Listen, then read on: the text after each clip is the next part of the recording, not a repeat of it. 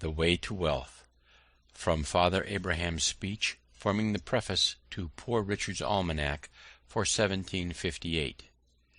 It would be thought a hard government that should tax its people 1/10 part of their time to be employed in its service, but idleness taxes many of us much more, if we reckoned all that is spent in absolute sloth, or doing of nothing, with that which is spent in the employments or amusements that amount to nothing. Sloth, by bringing on disease, absolutely shortens life.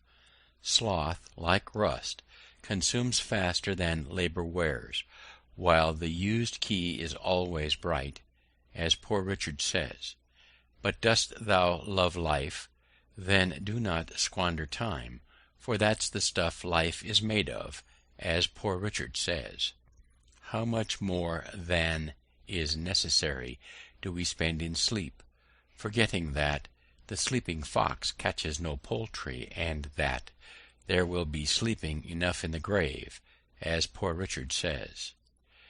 If time be of all things the most precious, wasting time must be, as Poor Richard says, the greatest prodigality, since, as he elsewhere tells us, lost time is never found again, and what we call time enough always proves little enough. Let us then up and be doing, and doing to the purpose, so by diligence shall we do more with less perplexity.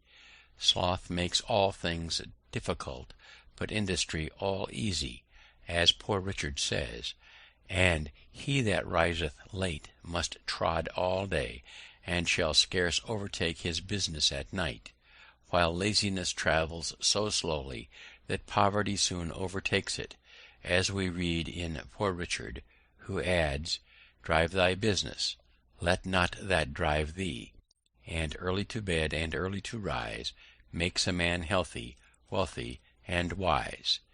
Industry need not wish, and he that lives upon hope will die fasting. There's no gains without pains.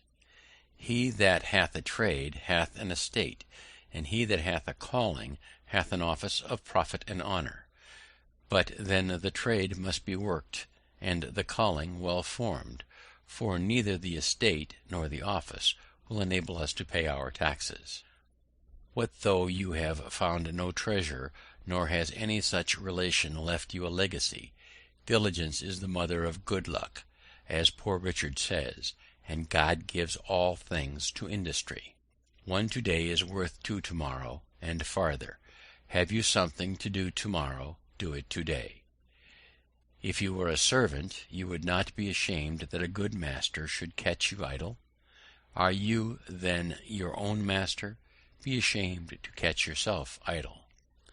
Stick to it steadily, and you will see great effects, for constant dropping wears away stones, and by diligence and patience the mouse ate into the cable, and little strokes fell great oaks. Methinks I hear some of you say, must a man afford himself no leisure? I will tell thee, my friend, what Poor Richard says.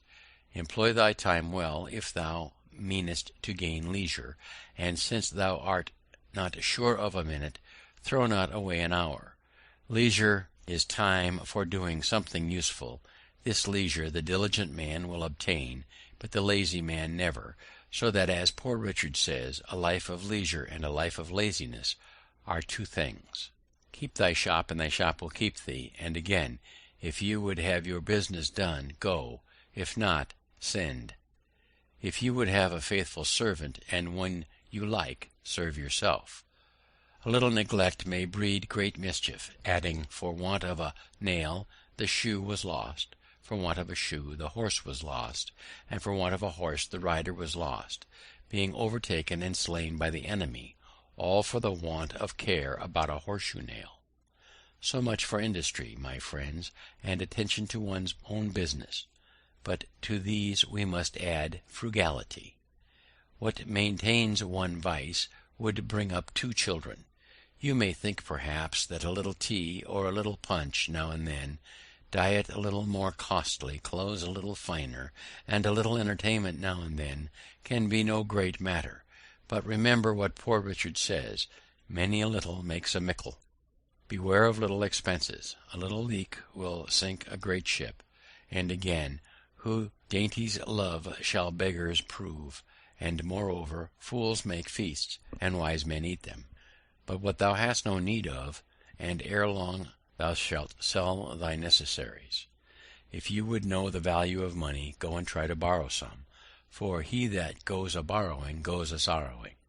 The second vice is lying, the first is running in debt. Lying rides upon debt's back. Poverty often deprives a man of all spirit and virtue. 'Tis hard for an empty bag to stand upright. And now, to conclude, experience keeps a dear school, but fools will learn in no other, and scare in that, for it is true, we may give advice, but we cannot give conduct, as Poor Richard says. However, remember this, they that won't be counselled can't be helped, as Poor Richard says, and farther, that if you will not hear reason, she'll surely rap your knuckles.